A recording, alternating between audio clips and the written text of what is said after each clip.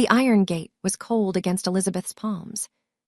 Her bare feet ached against the stone driveway, every pebble pressed into her skin like a small punishment for what she was doing.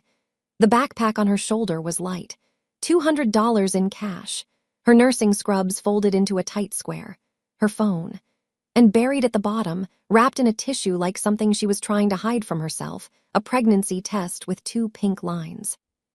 It was midnight. The Greenwich, Connecticut estate behind her was dark, 12 bedrooms, a private lake, 6 acres of manicured grounds surrounded by old-growth trees that blocked the house from every neighboring property.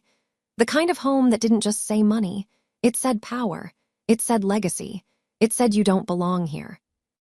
Elizabeth had memorized the security rotation 3 days ago. 2 guards walked the eastern perimeter every 45 minutes. The cameras on the south side of the property swept in a predictable pattern.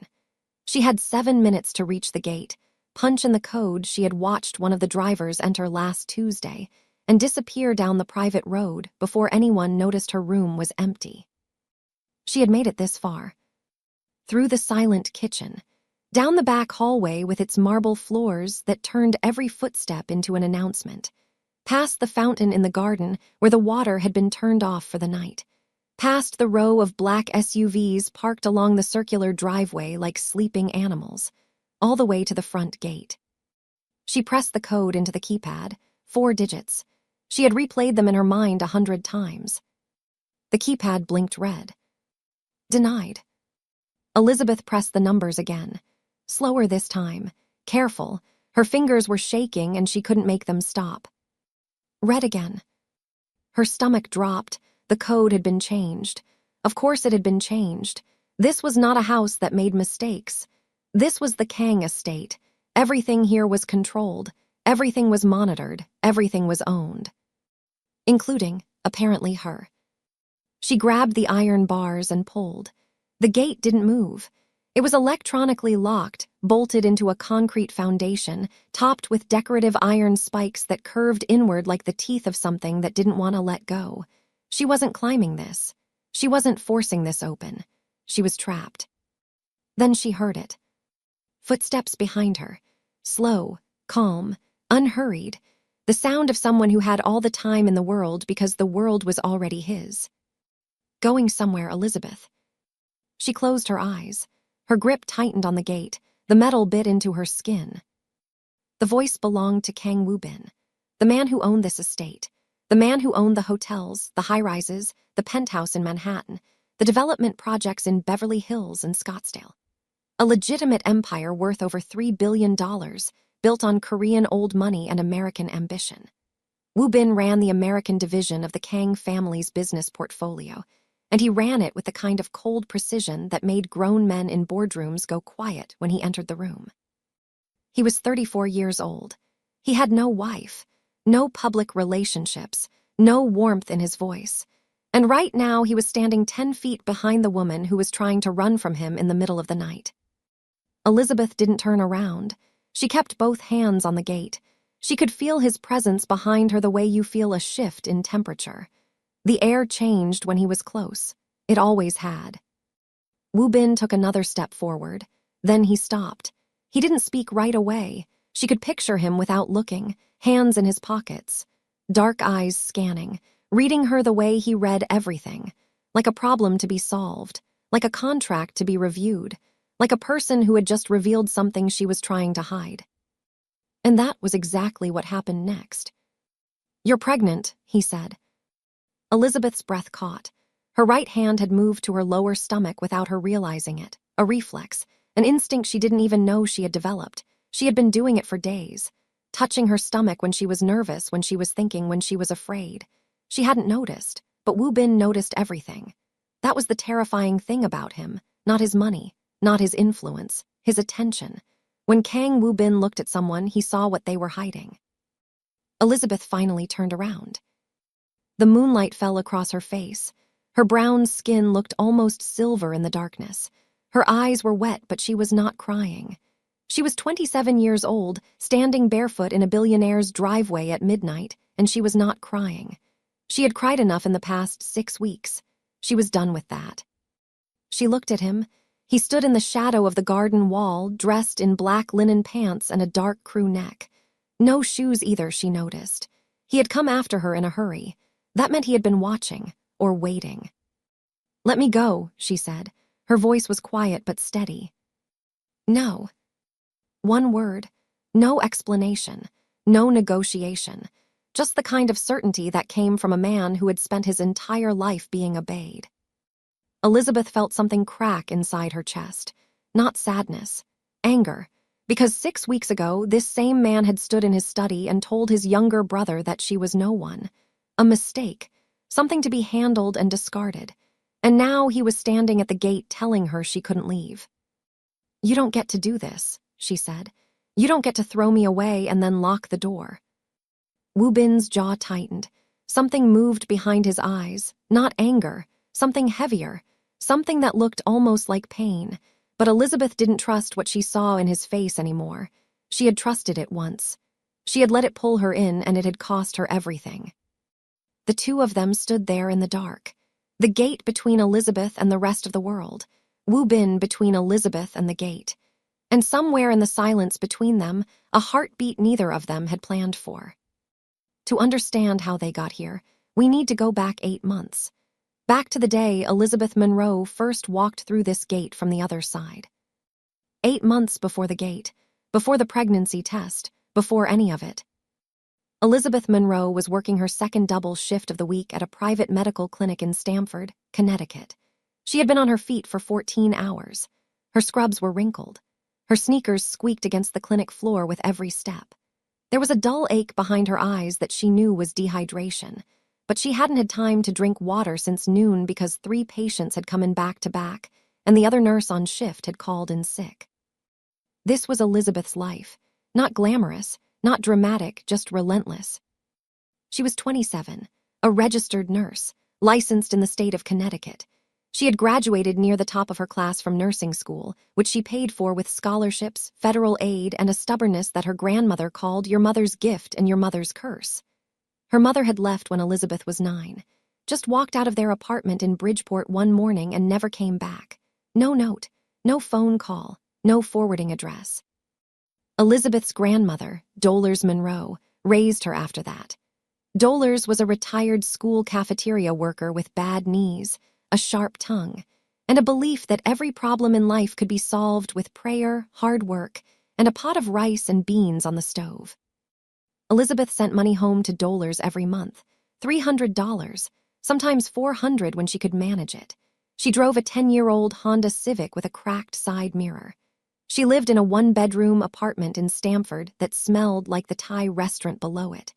She ironed her scrubs every night before bed because she believed that looking professional was the first form of self-respect. Dolores had taught her that. On this particular afternoon, Elizabeth's supervisor, a woman named Priya, pulled her aside near the supply closet. "I have something," Priya said. "A private client, live-in nursing care for post-surgical recovery." Elizabeth raised an eyebrow. Live-in. Room and board included.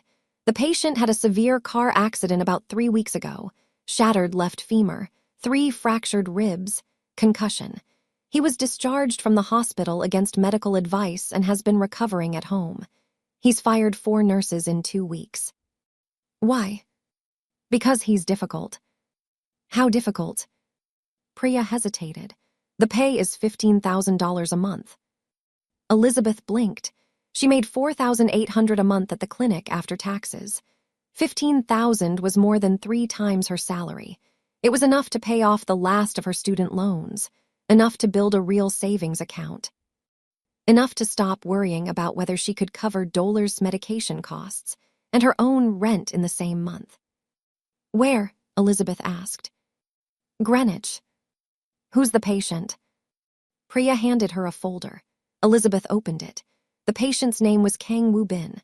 There was a medical summary, a list of current medications, and a photograph that had been taken for hospital records. The man in the photo had dark hair, a strong jaw, and a bruise running from his left temple to his cheekbone. Even injured, even in a hospital gown, there was something about his face that made Elizabeth pause. Not attraction. Not exactly. Something more like recognition. Like looking at someone, and knowing immediately that they were used to being in control and hated that they currently weren't. She took the job. 3 days later, Elizabeth drove her Honda Civic through the gates of the Kang estate in Greenwich for the first time. She had looked up the address beforehand, but nothing prepared her for seeing it in person. The driveway was a 1/4 mile long, lined with oak trees that had to be at least 100 years old. The house appeared gradually, like it was revealing itself on purpose. A 12-bedroom stone and timber mansion with dark shutters, ivy climbing the east wall, and a front entrance flanked by 2 stone planters the size of small cars. There was a private lake behind the house. She couldn't see it from the driveway, but she could see the light reflecting off the water through the trees. There were manicured gardens, a carriage house that had been converted into a multi-car garage, and a security presence that was subtle but unmistakable. 2 men in dark clothing near the east wing, a camera above the front door, another camera at the gate she had just driven through. Elizabeth parked her Civic next to a black Range Rover that probably cost more than her apartment. She grabbed her duffel bag and walked to the front door. It opened before she could knock. A Korean woman in her 60s stood in the doorway. She was small, sharp-eyed, and dressed in a simple black dress with a white collar. Her silver hair was pulled back in a tight bun. She looked at Elizabeth the way a border guard looks at a passport. "Elizabeth Monroe," the woman said. "Yes, ma'am." "I am Mrs. Cho. I manage the household." She stepped aside to let Elizabeth in. The foyer was enormous. Polished stone floors, a staircase that curved upward like a question mark, fresh flowers on a console table that looked like it belonged in a museum. Mrs. Cho led Elizabeth through the house without small talk. She pointed out the kitchen, the staff quarters, the medical supply room that had been set up on the first floor. Elizabeth noticed that the house was immaculate but cold. Beautiful furniture, perfect lighting, not a single personal photograph anywhere. It looked like a showroom. It felt like a place where no one actually lived. When they reached the bottom of the staircase, Mrs. Cho stopped and turned to Elizabeth. "He will try to make you quit," she said. Her voice was matter-of-fact. "Don't let him." Then she led Elizabeth upstairs. Woo Bin's bedroom suite was at the end of a long hallway on the second floor. Mrs. Cho knocked once and opened the door without waiting for a response. He was sitting upright in a king-sized bed, propped against pillows, his left leg in a black stabilizing brace that ran from his ankle to his upper thigh. He wore a gray t-shirt and dark sweatpants, and his dark hair was pushed back from his face in a way that suggested he hadn't looked in a mirror and didn't care. The bruise from the hospital photo had faded to a yellowish green along his temple. 3 prescription bottles sat on the nightstand beside a glass of water and an untouched plate of food. He looked at Elizabeth. His expression was flat, assessing, completely unimpressed. "I don't need a nurse," he said. His voice was low, controlled, and carried the faintest trace of a Korean accent that surfaced on certain consonants. It was the voice of someone who was used to saying things once and having them obeyed. Elizabeth set her duffel bag down by the door. She pulled a pair of latex gloves from her pocket and snapped them on. She walked to his bedside and picked up the first prescription bottle. Oxycodone. She checked the dosage, then checked the number of pills remaining against the fill date. "Your medical file says otherwise," she said, not looking at him. "You have a hairline fracture in your 3rd rib that hasn't set properly because you keep moving when you shouldn't be. Your physical therapy schedule has been ignored for 9 days. And based on these bottles, you're self-managing your pain medication without any supervision, which tells me you're either stubborn or reckless." She paused and looked at him. "Probably both." The room went silent. Mrs. Cho, still standing in the doorway, pressed her lips together in what might have been the beginning of a smile. Woo Bin stared at Elizabeth. Nobody in his world spoke to him like that. Not his staff, not his business partners, not even his father, who communicated displeasure through silence and financial consequences rather than direct words. "You have 30 days, he said quietly. "I have as long as your bones need," Elizabeth replied. "Now sit up straighter. I need to listen to your breathing." She pulled a stethoscope from her bag and pressed the cold disc against his chest through his t-shirt. He flinched slightly, not from pain, from surprise, from the fact that she had simply walked in and taken over, like his authority in his own bedroom meant absolutely nothing to her. And that was how it started, not with attraction, not with sparks, with a power struggle between two people who were both used to being the strongest person in the room. Over the next 2 weeks, Elizabeth established a routine and enforced it without apology. She woke Woo Bin at 7 every morning for vitals. She adjusted his diet based on his recovery needs, cutting out the heavy Korean dishes Mrs. Cho prepared and replacing them with lean proteins, vegetables, and bone broth. She ran his physical therapy sessions herself, forcing him to do exercises he hated and ignoring his complaints. She reorganized his medication schedule and locked the prescription bottles in a cabinet to which only she had the key. Woo Bin resisted every step. He canceled morning check-ins. She showed up anyway. He told her to leave his room. She told him she would leave when his oxygen levels were where they should be. He called her stubborn. She called him a difficult patient with poor compliance. He told her she was overstepping her role. She told him her role was to get him healthy, not to make him comfortable. He stopped arguing after the first week, not because she won, but because somewhere in the middle of all that resistance, he started looking forward to her showing up. By the 3rd week, Elizabeth began to understand the world she had stepped into. The Kang family was not just wealthy, they were a dynasty. Woo Bin's grandfather had started a construction company in Seoul in the 1960s. His father, Kang Sung-ho, expanded it into a real estate empire that stretched across Asia. When the family moved into the American market in the early 2000s, Woo Bin was sent to run the U.S. division. He was 26 at the time. He built it into a $3 billion portfolio of luxury developments, high-rise residential towers in Manhattan, commercial properties in Beverly Hills, resort hotels in Scottsdale. Every deal bore his fingerprints. Every success was expected. Every failure was unforgivable. His younger brother, Kang Jun-seo, was 2 years behind him. Jun-seo ran the family's hospitality brand from a sleek office in Midtown Manhattan. He was the public-facing sibling, the one who did interviews with Forbes, the one who showed up at industry events in perfectly tailored suits with his hair styled and his smile rehearsed. Where Woo Bin was silent and surgical, Jun-seo was charming and visible. Jun-seo visited the estate during Elizabeth's 3rd week. She was in the kitchen preparing Woo Bin's afternoon medication when she heard the front door open and a voice fill the foyer like someone had turned on a television. "Hyung, you look terrible, that's the spirit." Elizabeth stepped into the hallway. Jun-seo was standing at the bottom of the staircase, shrugging off a navy overcoat. He was shorter than Woo Bin, leaner, with a face that was designed to make people trust him. He saw Elizabeth and his smile shifted slightly, not wider, sharper. "You must be the new nurse," he said. "They said you lasted longer than the others." "I'm Elizabeth," she said. "Jun-seo, the better-looking brother, don't tell him I said that." He winked and headed upstairs. Elizabeth didn't like him. She couldn't explain why immediately. It wasn't anything he said or did. It was something in the air that changed when he arrived. Woo Bin became different, colder, more guarded. His jaw tightened and his answers became shorter, like he was rationing words. She also noticed, over the following days, that Woo Bin had no personal visitors other than Jun-seo. No friends who stopped by, no girlfriend, no old college buddies. His phone rang constantly, but every call was business.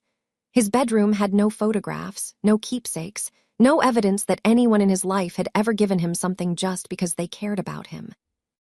The man lived in a 12-bedroom mansion and occupied it like a hotel room. Functional, temporary, empty. One night, Elizabeth was doing his late evening vitals check. His ribs were healing well, but his mobility was still limited, and she needed to rewrap his compression bandages every night. She was sitting on the edge of his bed, her hands moving carefully around his torso, layering the elastic bandage over his bruised ribs.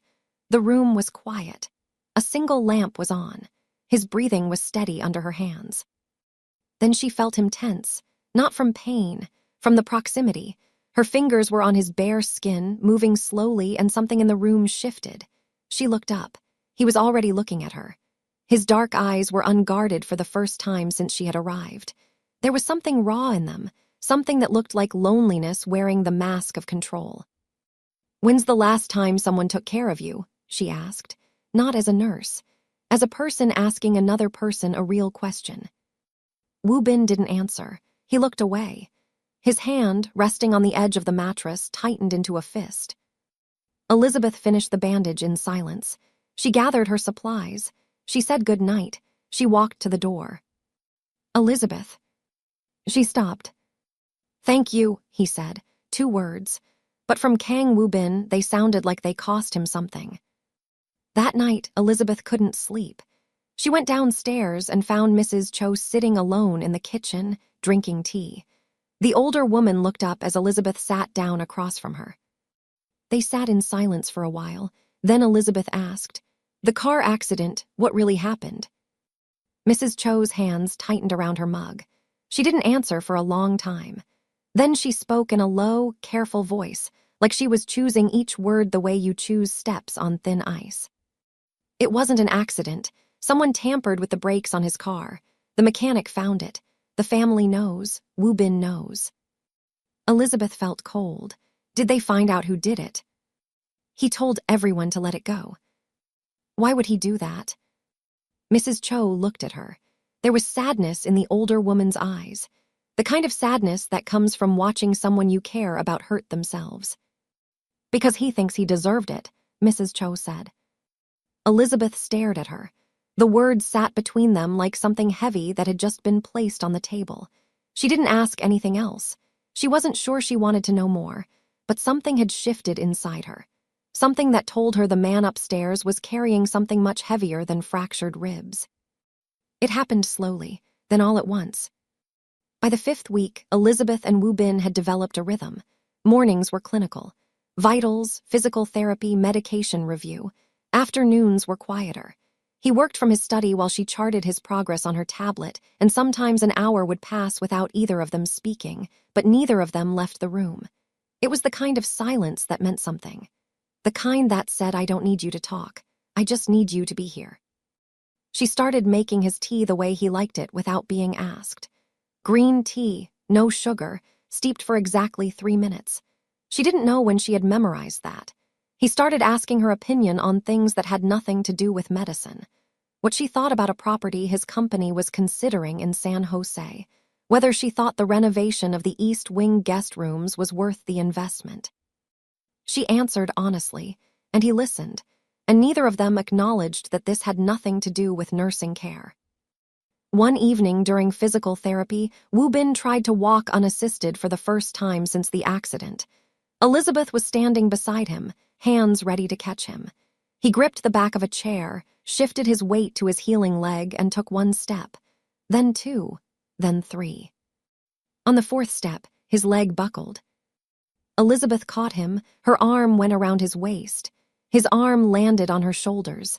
They were pressed together, face to face, breathing hard.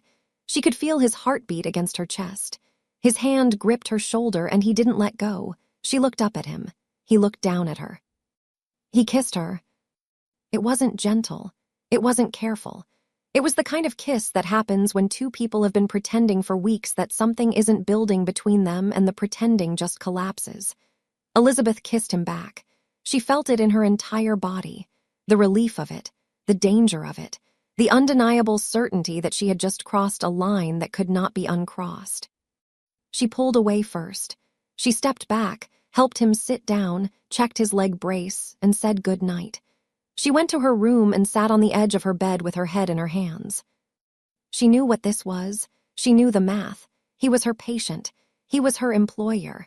He was one of the most powerful men on the East Coast, and she was a nurse from Bridgeport who was sending $300 a month to her grandmother.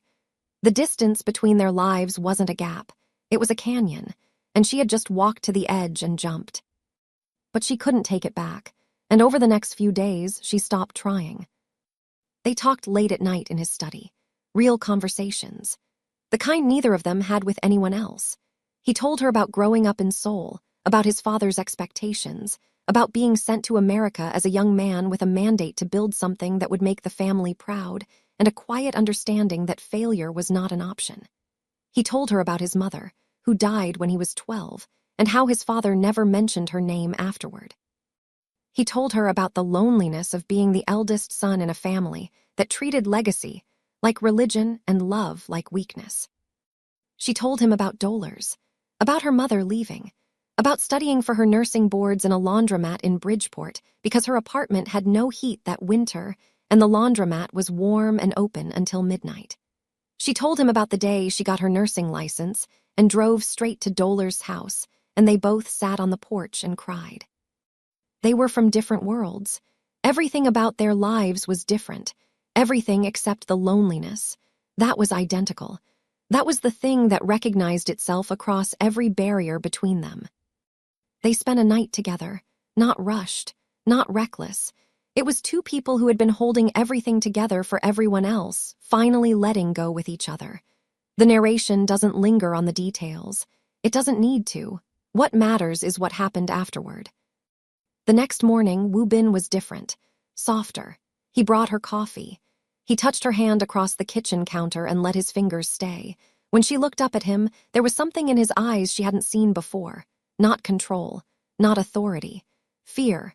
The kind of fear that comes when you realize you've let someone in and you know that means they can hurt you now. Elizabeth saw it, and she felt something tighten in her chest because she recognized that look. She had seen it in her own mirror, and she knew, with the kind of instinct that came from a lifetime of being left, that this wasn't the beginning of something safe. This was the beginning of something that could break her. Junsi arrived at the estate on a Wednesday evening, unannounced. He walked in like he owned the place. Technically, his family did, but the way he moved through the house was different from Woo Bin. Woo Bin occupied his home the way a general occupies a command post. Junseo strolled through it like a guest at someone else's party, touching things, smirking at the decor, making small comments that sounded like compliments but felt like measurements. He stayed for dinner. Mrs. Cho prepared kimchi jjigae and grilled galbi, and the three of them sat at the long dining table in a silence that was shaped like a conversation nobody was willing to start. Junsi glanced between Elizabeth and Woo Bin throughout the meal. His eyes were sharp and amused, like he was watching a show he had already predicted the ending to. After dinner, Elizabeth excused herself to prepare Woo Bin's evening medication. She was walking down the second-floor hallway toward the medical supply room when she heard voices from the study. The door was slightly open. She should have kept walking. She knew that, but something in Junseo's tone made her stop. "You're sleeping with the help, Hayoung." Junseo's voice was casual, almost bored, like he was commenting on the weather. "That's a new low even for you." "Watch your mouth," Woo Bin's voice, cold, tight. "Father already knows. I didn't tell him if that's what you're thinking. Staff talks, drivers talk, you know how it works. He's furious. He's talking about restructuring leadership of the American division. And you know what that means." A pause. "It means me." Silence. "You're handing me the keys, Hayoung, because you can't keep your hands off a nurse." More silence. Elizabeth's hand was flat against the wall. Her heart was hammering so hard she was afraid they could hear it. Then Woo Bin spoke. His voice was flat, stripped of everything. "She's no one. It was a mistake. I'll handle it." Elizabeth stopped breathing. Her knees went soft. The hallway seemed to tilt. She stepped back from the door, 1 step, 2. Then she turned and walked to her room on autopilot. She sat on the edge of her bed and stared at the wall. "She's no one. It was a mistake." She played the words again in her head. She tested them for hidden meanings, for context, for some interpretation that would make them hurt less. There wasn't one. He had said it plainly, in his own study, to his own brother, without hesitation. Elizabeth did not cry. She had burned through all her crying years ago, on a porch in Bridgeport, waiting for a mother who never came home. She just sat there and felt something inside her close, like a door being locked from the inside. The next morning, everything changed. Woo Bin didn't come to breakfast. Mrs. Cho delivered a message instead. She stood in the doorway of Elizabeth's room with an expression that was hard to read and said, "Mr. Kang's recovery has progressed to the point where live-in nursing care is no longer required." Your final paycheck will be deposited by Friday. A car will take you home this afternoon." Elizabeth nodded. "Thank you, Mrs. Cho." She packed her things. It took less than 20 minutes. She hadn't brought much. She hadn't planned to stay long. She zipped her duffel bag and carried it downstairs. She walked through the foyer, past the kitchen, past the hallway where she had heard the words that ended everything. She stopped outside the study. The door was open. Woo Bin was standing at the window with his back to her, his weight on his good leg, his hands at his sides. He was looking out at the grounds. The morning light fell across his shoulders. Elizabeth stood in the doorway and waited. 5 seconds, 10, 15. He didn't turn around. She walked to the front door. A black sedan was waiting in the driveway. The driver put her bag in the trunk. She got in the back seat and closed the door. The car pulled down the long driveway. The gate opened automatically.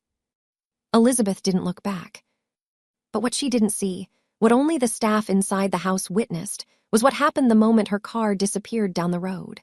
Woo Bin turned from the window, walked to his desk, and slammed his fist into the surface so hard the wood cracked down the middle.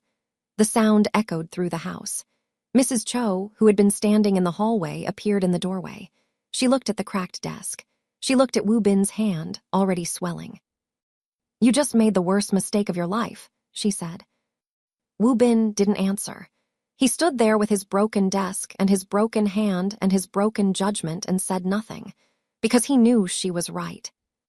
6 weeks passed. Elizabeth went back to her life. She returned to the clinic in Stamford. She picked up extra shifts. She sent money to dolers.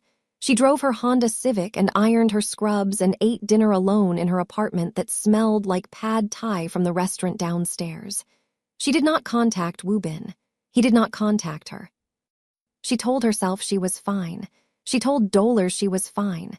She told Priya she was fine. She told the bathroom mirror she was fine.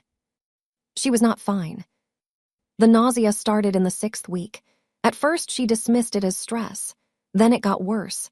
She couldn't keep breakfast down. The smell of coffee made her gag. She felt exhausted by noon and dizzy by 3. She missed her period.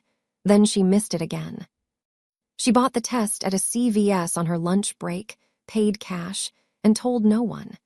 She took it in the bathroom of her apartment at 11 o'clock at night, sitting on the edge of the tub with the door locked even though she lived alone. 2 pink lines. Elizabeth sat on the bathroom floor for 45 minutes. She didn't cry. She didn't scream. She just sat there with the test in her hand and stared at the tile and let the reality settle over her like a weight being placed on her shoulders 1 pound at a time. She was pregnant with Kang Woo Bin's child, the man who had called her no one, the man who had let her walk out of his house without a word, the man whose world was made of boardrooms and family dynasties and iron gates and power structures she didn't belong in and had never been invited into. She considered every option. She weighed every path, and then she made her decision. She was keeping this baby. Not because of him, because of her. Because dolers had raised her alone and done it with grace and grit and love, and Elizabeth knew in her bones that she could do the same. She didn't need the Kang family's money. She didn't need Woo Bin's permission. She needed what she had always needed, herself. She did not contact him. She refused to be the woman who came back with a pregnancy test and an open hand. If he wanted her, he knew where she was. And since he hadn't called in 6 weeks, the message was clear. But 2 weeks later, her phone rang. The number was unfamiliar, but the voice was not. "Elizabeth," Mrs. Cho. The older woman's voice was strained, thinned out, like she had been debating whether to make this call for days. "His health has deteriorated. He pushed himself too hard. The rib fracture has re-aggravated. He's refusing treatment. He won't see any of the doctors his family sends." "That's not my problem anymore, Mrs. Cho." A pause. "He hasn't been the same since you left. He won't say it. He would rather die than admit it. But I've known that boy since he was 8 years old and his mother was still alive. I know what breaking looks like on him, and he is breaking." Elizabeth closed her eyes. She leaned against the kitchen counter in her small apartment and pressed her hand against her stomach. "I can't," she said. "I'm not asking you to save him. I'm asking you to do what you do. You're a nurse. He's a patient who needs help, nothing more." Elizabeth hung up. She stared at the phone. She looked at the pregnancy test, still sitting on her bathroom counter because she hadn't been able to throw it away. She pressed both hands against her face and breathed. 3 days later, against every instinct, every promise she had made to herself, every wall she had rebuilt since the night she heard those words through that study door, Elizabeth drove her Honda Civic back to Greenwich, Connecticut. The gate opened when she arrived. Someone was expecting her. She parked in the same spot beside the same black Range Rover. Mrs. Cho met her at the front door. The older woman looked at Elizabeth for a long moment, then said, "Your room is ready." Elizabeth told herself 1 week. She would stay 1 week, stabilize his recovery, reestablish the physical therapy protocol, make sure the rib was setting properly. Then she would leave and never come back. She would not tell him about the pregnancy. She owed him nothing. But keeping a secret from Kang Woo-bin was like hiding fire in a glass house. He noticed things. He noticed that she avoided coffee, which she used to drink every morning. He noticed that she rested her hand on her stomach when she thought no one was looking. He noticed that she turned pale at certain smells and excused herself quickly. He noticed the way her body had changed, subtle but present, the slight fullness in her face, and the way her scrubs fit differently. He didn't say anything, not yet, but his eyes followed her everywhere, watching, calculating, putting pieces together the way he put together business deals, patiently, relentlessly, until the picture became clear. And then one night, the picture became very clear. This is where the story catches up to the beginning. This is the night everything broke open. Elizabeth had been back at the estate for 3 weeks. She had kept her distance. She was professional, clinical. She arrived for vitals in the morning, ran his therapy sessions, checked his rib alignment, and left. No late-night conversations. No tea in the kitchen. No moments in the study. She built a wall between them out of medical jargon and clipboard notes, and she did not let it crack. But she made one mistake. She left the pregnancy test in the bathroom of her guest suite. She had been keeping it at the bottom of her bag, wrapped in tissue, like a secret she was carrying alongside the other secret growing inside her. That evening, she took it out and looked at it. She did this sometimes, not because she needed confirmation, because holding it made it feel real in a way that her body hadn't caught up to yet. She set it on the bathroom counter while she showered, and then she forgot it. One of the housekeeping staff found it during the evening cleaning rotation. The young woman, unsure what to do, brought it to Mrs. Cho. And Mrs. Cho, whose loyalty to Woo Bin ran deeper than her loyalty to anyone else in the world, went to his study and told him. Elizabeth didn't know any of this. She only knew that during dinner that evening, Woo Bin looked at her differently. He sat across from her at the dining table, his chopsticks resting untouched on his plate, and he watched her with an expression she had never seen before. Not cold, not warm, certain, like a man who had just found the last piece of a puzzle he had been working on for weeks. Her stomach dropped. She couldn't explain why, but something in the way he looked at her told her the ground was about to shift. She made her decision that night. She would leave, tonight, right now, before he could say whatever he was about to say, before he could react to whatever he now knew. She had survived being called a mistake once. She would not survive it again, not now, not carrying his child. She waited until midnight. She packed her bag. She crept through the dark house. She made it to the gate. And now the audience is back where the story started. Her bare feet on the driveway, the cold iron, the red keypad, his voice behind her. "You're pregnant." Elizabeth turned around. Her body was shaking, but her voice was steady. A lifetime of holding herself together when everything was falling apart had trained her for this moment. "Yes," she said, "I'm pregnant, and yes, it's yours, and no, I wasn't going to tell you. Because the last time I stood in this house, you told your brother I was no one. You said I was a mistake. You let me walk out without a single word, so I don't owe you this, I don't owe you anything." Woo Bin stood very still. The moonlight cut across his face. His jaw was tight. His hands were at his sides. He didn't move toward her. "I lied to Jun Seo," he said. Elizabeth shook her head. "Don't." "I lied because if my father found out what you meant to me, He would have used you. That's what he does.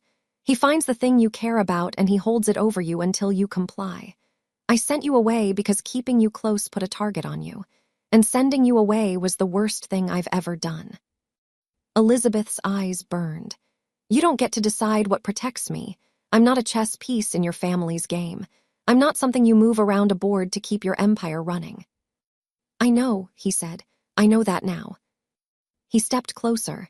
He didn't touch her. He looked at her stomach, then back at her face. His expression was stripped bare.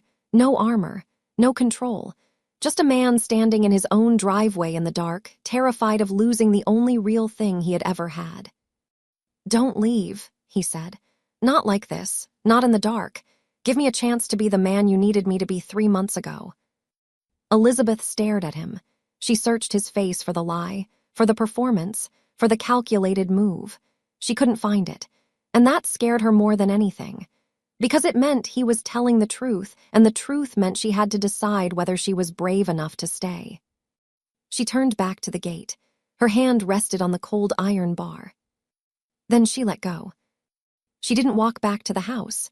She sat down right there on the stone driveway, exhausted, overwhelmed, and done pretending. Wu Bin looked at her for a moment. Then he sat down next to her. The stone was cold beneath them. The sky was clear. Neither of them spoke for a long time. Finally, Elizabeth said, "If you ever call me a mistake again, I will walk out of this gate and you will never find me." "I won't," he said. "Promise me." "I promise." They sat there until the sky began to lighten. Two people on a driveway in Greenwich, Connecticut, with an iron gate behind them and something fragile and terrifying between them. Not a fairy tale, not a fantasy, just two flawed, stubborn, lonely people choosing each other in the only way they knew how. Imperfectly, but completely. The peace lasted 11 days.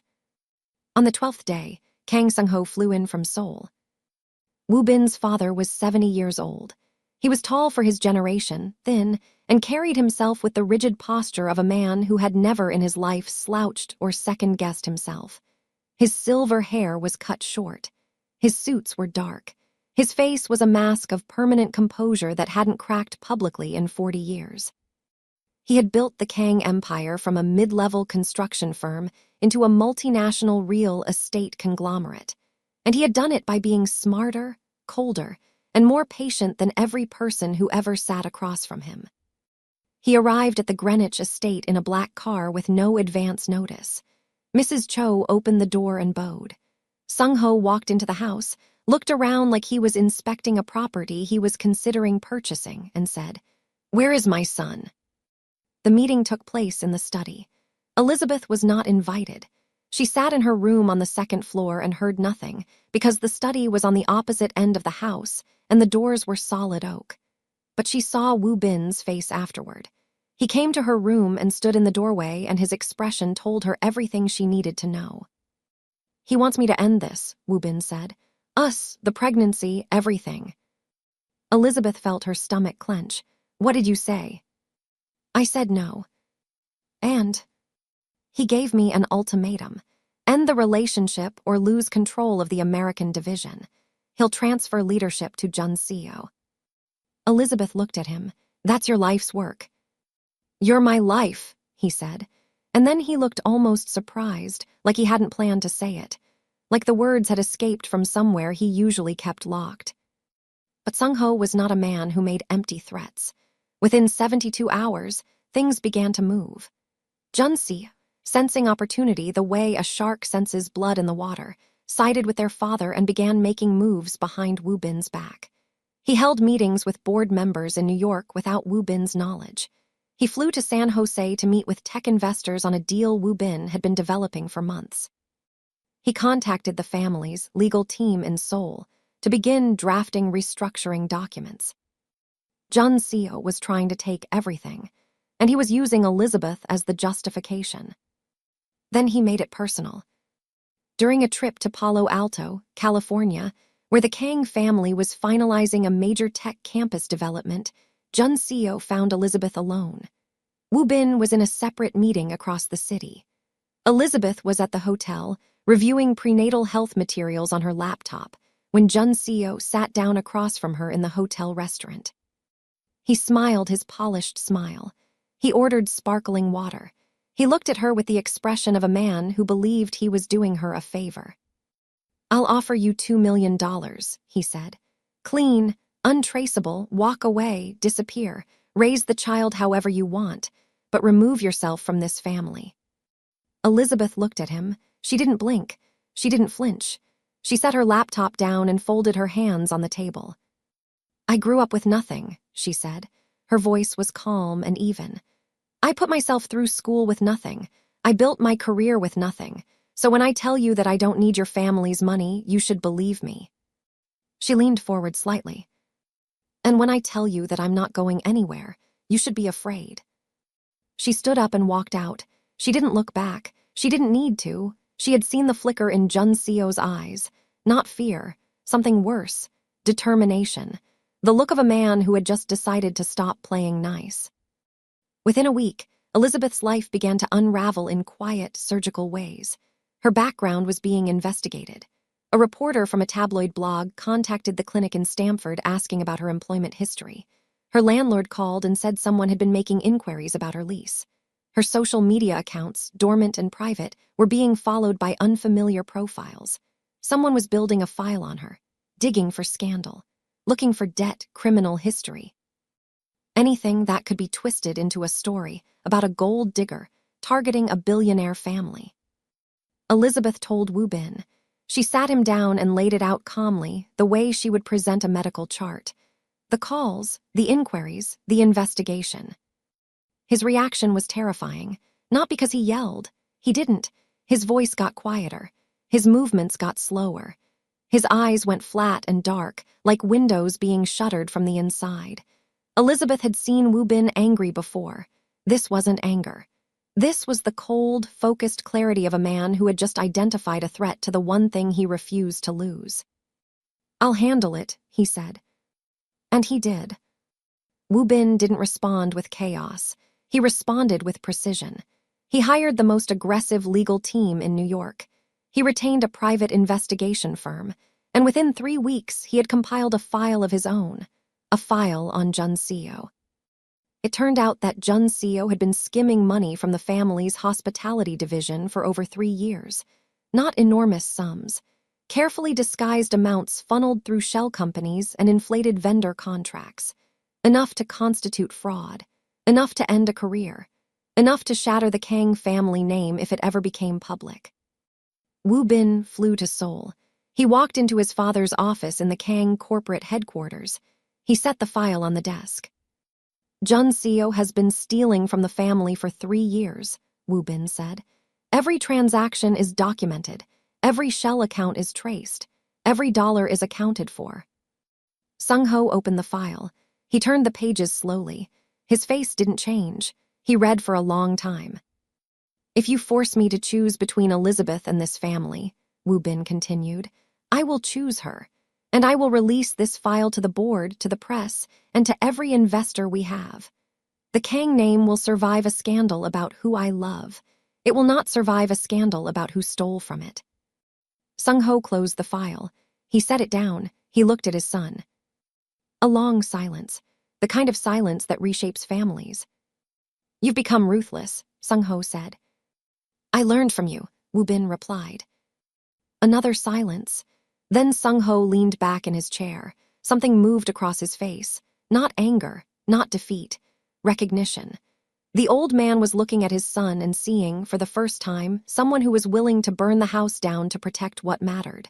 And in the Kang family, that was the only language that earned respect. "Bring her to Seoul," Sung-ho said quietly. "I want to meet the woman who turned my son into a man." 6 months later. The Greenwich estate was different. You could feel it the moment you walked through the gate, which stood open most days now, no longer locked like a perimeter around something fragile. The house had changed the way a face changes when someone stops clenching their jaw. Warmer, lived in, real. Elizabeth was 8 months pregnant. She moved through the house slowly these days, one hand often resting on the curve of her belly, the other holding a mug of ginger tea that Mrs. Cho prepared fresh every morning without being asked. She had redecorated 2 rooms on the first floor, nothing dramatic. A few photographs on the walls, a shelf of books in the study that were hers, not his. A throw blanket on the couch in the living room that was soft and bright yellow and clashed with everything in the room, and Wu Bin hadn't said a word about it because he liked seeing her things mixed with his. It made the house feel like a home instead of a headquarters. Dolers had moved into the guest cottage on the property. It was a small stone building near the garden, originally used for staff housing, now renovated with new windows, a modern kitchen, and a porch that faced the morning sun. Dolers spent her days tending a small garden she had planted along the south wall, growing tomatoes and herbs, and talking to the plants like they were old friends. When Wu Bin visited her in the afternoons, which he did more often than anyone expected, she told him he was too thin and needed to eat more. He sat on her porch and drank her coffee and didn't argue. It was the first time in his life that someone treated him like a regular person. No deference, no fear, no agenda. Just an old woman in a garden telling him his posture was bad and his Korean was improving but still terrible. He loved it. He would never say that out loud, but Elizabeth saw it in his face every time he came back from the cottage. Something lighter, something unlocked. Jun Seo had been reassigned. After the file was presented to Sung Ho, a quiet reorganization took place within the Kang corporate structure. Jun Seo was moved to a minor operational role in the family's Seoul office. On paper, it was a lateral transfer. In practice, it was exile. He and Wu Bin did not speak. The file was never released. Wu Bin kept his word. He had used it as leverage, not as a weapon. That had been Elizabeth's influence. She had told him, during one of their late-night conversations after the Seoul trip, power isn't about destroying people. It's about choosing not to. He remembered that. He carried it with him the way other men carried grudges. Elizabeth had left bedside nursing. Not permanently, but for now. She was using her medical background and her savings, supplemented by funding that Wu Bin provided but that she insisted be structured as a formal grant with her name on the paperwork, to launch a nonprofit health clinic in Bridgeport, her hometown, the place she had grown up, the place where women like her mother had needed help and hadn't had anywhere to go. The clinic would focus on maternal care for low-income women, prenatal checkups, postnatal support, mental health resources, parenting classes, a place where someone who was scared and pregnant and alone could walk in and be treated with dignity. "This is mine," Elizabeth had told Wu Bin when they reviewed the paperwork together. "Your money helps, but this is my name on the door, my vision, my community." He looked at her and nodded. "Everything good in my life is yours," he said. She rolled her eyes. "That's the hormones talking." "That's me talking." "Well, you sound ridiculous." He smiled, a real smile, the kind the staff had never seen before Elizabeth arrived. The kind that made Mrs. Cho shake her head in the hallway and mutter to herself that she had been right all along. Sung Ho visited one final time. He flew in from Seoul on a Thursday and stayed until Sunday. He was quieter than Elizabeth expected, less imposing in person than he had been in her imagination. He sat with her at the kitchen table on the second morning of his visit and asked about her grandmother, her work, her plans for the clinic. He listened without interrupting. He asked follow-up questions that were precise and thoughtful. He didn't apologize for opposing her. He didn't acknowledge the ultimatum he had given Wu Bin or the damage Jun Seo had tried to do. Kang Sung-ho was not a man who apologized, but he showed up. And for a family that communicated through actions rather than words, showing up was the closest thing to saying I was wrong. On the last day of his visit, before the car arrived to take him to the airport, Sung-ho handed Elizabeth a small wooden box. It was old, dark lacquered wood with a subtle floral pattern inlaid in mother of pearl. "Open it," he said. Inside was a jade bracelet, deep green, smooth, cool to the touch. Elizabeth held it carefully. "My wife wore this when she was carrying Wu Bin," Sung-ho said. His voice was steady but quieter than usual. "For the child." Elizabeth looked at him. She wanted to say something meaningful, something that matched the weight of the moment, but her throat was tight and her eyes were stinging and she just nodded. Sung-ho nodded back. Then he turned and walked to the car. It was enough. Sometimes the biggest things passed between people in the smallest moments. A box, a bracelet, a nod. 20 years of silence about a dead wife broken by a single gesture toward the woman who was about to give his son a child. The final scene takes place at the gate. It is morning. The sun is up. The October light in Connecticut has that golden quality that makes everything look like a painting. The leaves on the oak trees along the driveway are turning red and orange, and the air is crisp and smells like earth and something sweet. Elizabeth is standing outside the gate, not running, not escaping, just standing there, waiting for a delivery of supplies for the clinic that was being shipped to the estate. She is wearing a soft gray sweater and leggings and slippers that belong to Wu Bin, and her belly is large enough now that she has to stand with one hand braced against her lower back. She hears footsteps behind her, not rushed, not careful, just familiar. Wu Bin comes up behind her and wraps his arms around her, carefully. His hands resting on her belly. She leans back into him.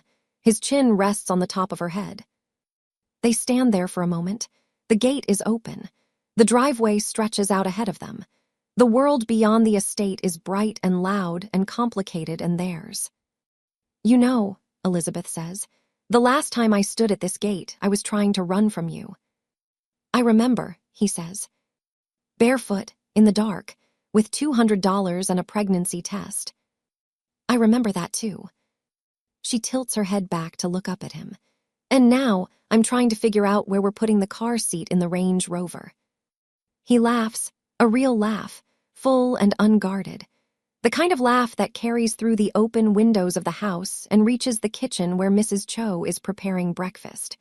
The older woman pauses, listens, and shakes her head with the smallest smile. "About time," she mutters. In the guest cottage, Dolores is watering her tomatoes.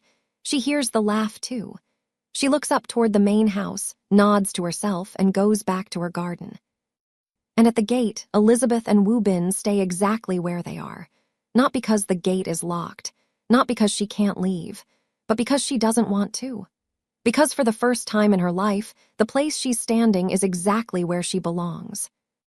Elizabeth Monroe once stood at this gate barefoot, terrified, and alone. She carried nothing but a secret and $200 in cash. She thought love was something that happened to other women, women with easier lives, softer landings, louder last names, women whose mothers stayed, women who didn't have to iron their own scrubs and study in laundromats and count every dollar twice. She was wrong. Love didn't find her because she was lucky. Love found her because she refused to be broken. She ran from a man who wasn't ready, and when he became ready, she was brave enough to stay, not because she needed him, but because she chose him, and he spent every single day after that making sure she never regretted it. The gate stayed open.